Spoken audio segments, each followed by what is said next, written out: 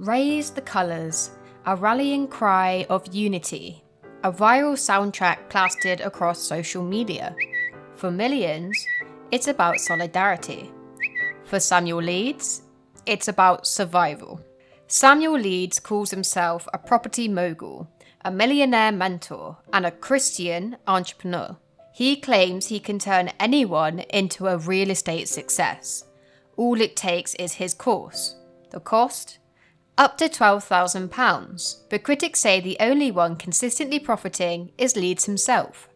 As The Telegraph reported, attendees at free crash courses are told they will receive mentoring and guaranteed deals if they sign up for further training, costing around £15,000. That's not financial freedom. That's a deposit on a Vauxhall Corsa. But the darkest chapter in Samuel Leeds' story isn't about money, it's about a life lost. In 2018, Danny Butcher, a 37-year-old army veteran and father of two, attended one of Leeds' so-called free taster courses.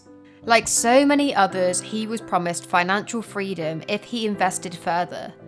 Danny borrowed money to pay for the full academy, thousands of pounds. Instead of finding wealth, he found himself under crushing financial and emotional strain. Just months later, he took his own life. Danny's family were left devastated. His brother-in-law added, "The free taster course felt like a cult on a small-time scale. They get you hyped up, they get you believing this is your one chance, and before you know it, you're paying thousands." And when the family spoke out, what did they receive from Leeds?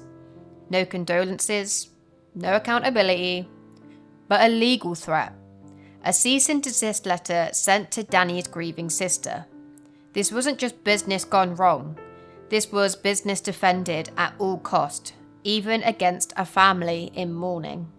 And then there are the tall tales. Like when Leeds claimed he refused the company that approached him to use his hotel to house asylum seekers.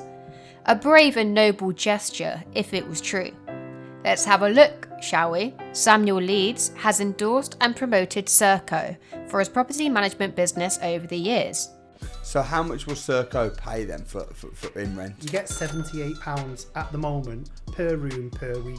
Right. But when you times that by 5, so if you're buying a house at 75 grand and you're getting £78 per room, times that by 5, and then times that by 4, I think is it £1,460 or something? Yeah. And then you've got your insurance to get out of that, and then you'll remortgage it with an interest only. So you're usually coming out with about £1,100 after everything. And that's no voids, no maintenance. That house is just gone. So you don't have to pay for the bills? Nothing at all. It's just took off your hands totally. Right. And there's many housing associations that do this. And if you ring them up, they'll love you. Everyone's always worried about, how did you get the contact? Just give them a call. Right. They're there to help. They need accommodation. People need accommodation in every town. He has mentioned they can help level up your property investments. Now, Serco are the main company in the UK that handle the offers to hotels to house asylum seekers or vulnerable people. After doing a little bit of digging, I have found that Samuel Leeds has endorsed this company, even mentioning it on his own website to this day, but for some reason has blasted the internet and some mainstream media outlets of his brave refusal to not take an offer that would make him millions. He swears that it's not Serco, something I have a massive amount of doubt towards, and in the same breath has boasted how his luxury hotel is now fully booked out all the way until next year. He has fooled the internet that easily that the likes of Elon Musk, Andrew Tate, and even the mayor of the village that he is from has endorsed him on X, something I'm sure that has been an amazing promotion for his business. And let's not forget the bizarre anecdote floating in online communities that Leeds once threatened someone with an axe. Never formally proven, but when paired with his intimidation tactics, it paints a picture. This isn't exactly the love thy neighbour behaviour. If you really want to understand Samuel Leeds, don't just look at his ads, look at his reviews. On Reddit, one user wrote, "Samuel Leeds is a crook and I can't wait for his ultimate downfall. He's a terrible person who would sell his nan for profit if he could. Another warned, "Oh my god, avoid like the plague. There is no secret or Samuel Leeds wouldn't spend his time on courses."